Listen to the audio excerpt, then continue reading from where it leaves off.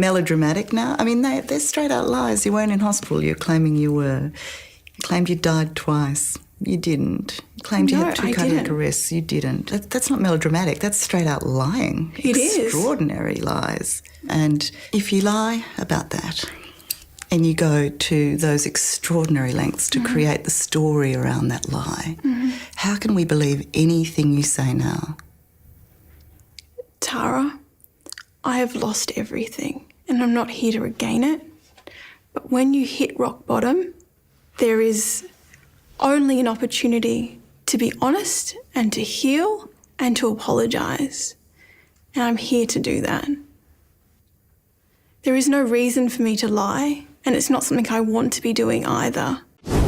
All right, I'm going to go first on this one because I think you're right, Greg. I think this is from those questions they gave her a little class on how to answer questions. That's what it is. That's why she's talking like that and sounded like that. I really think that's what's going on there. She does the eye blocking after she admits she lied, and she does the eye blocking by keeping her eyes closed too long. And then we do actually see a little bit more glabella work in here at that point. So she's, but it's not like this. She's not getting anything above this, but it's all in here. So she must be trying really hard to make that happen at that point. But like Rocky, she's standing there just taking these punches, man, just boom, boom, boom, and just sitting there taking them. It's unbelievable how she keeps doing this and hasn't gotten up and left yet, I think. So I think she's been prepped. You're right, Greg. It's sort of dawning on me now after seeing that part of it. So, all right, Greg, what do you got? So, but she's pissed. If you can't see pissed in that, look at those set lips. Her jaw is set.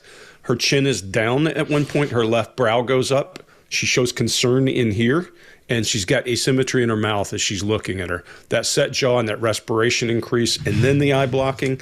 She does kind of a pseudo smile, and she's got a voice fry in here. She's pissed. She's just containing it. I really do think this is, if you remember Jody, how poised she was, except for when she would come back at you with the right word. I see the same thing, the same behavior. If I were interrogating this person, I would stroke her ego like all hell. Oh, I get it. It was really bad. You were in a horrible situation, until I got her to start talking. And then I would just turn and jump on her. And that's the way you get this kind of people to break. That's the way you do it in interrogation. It works wonderfully. Mark, what do you got? Yeah, so it's really difficult to see from, our point of view. You kind of look at it and go, well, why is she hanging on in there? Why is she hanging on in there?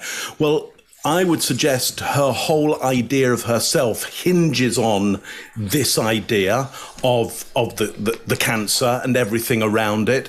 If she admits to a lie, either consciously or unconsciously, it would shatter her idea of herself. And that's why, from our point of view, we might go, I'm not really attached to this story. All right, I made it up. She's super attached to this. Whether for a personality like this, whether it's something like Munchausen or whether it's an antisocial behavior disorder, either way, you will be so attached to this idea. The moment of admitting a lie shatters everything. So that's why I think she's hanging on in there.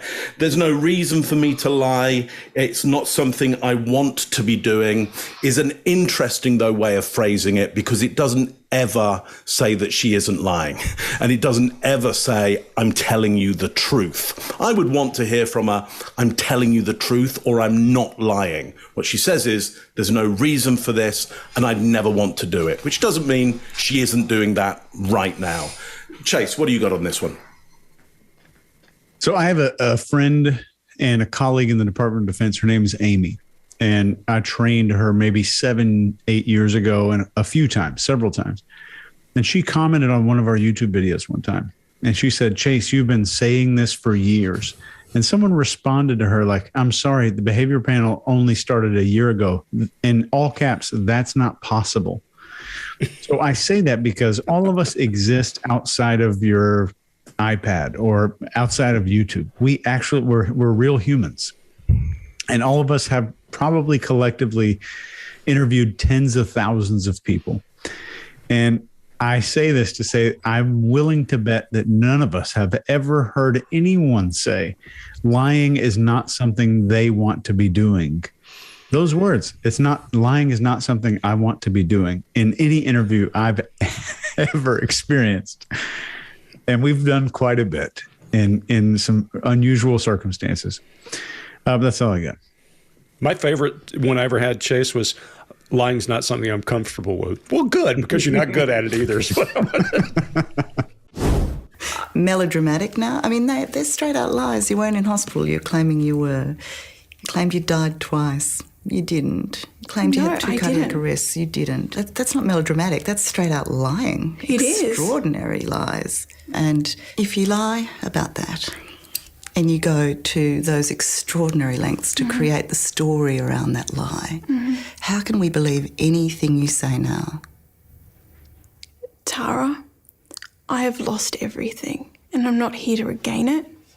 But when you hit rock bottom, there is only an opportunity to be honest and to heal and to apologise. And I'm here to do that. There is no reason for me to lie, and it's not something I want to be doing either. If you like this video, get the full body language breakdown and analysis on our main channel by clicking this video right here.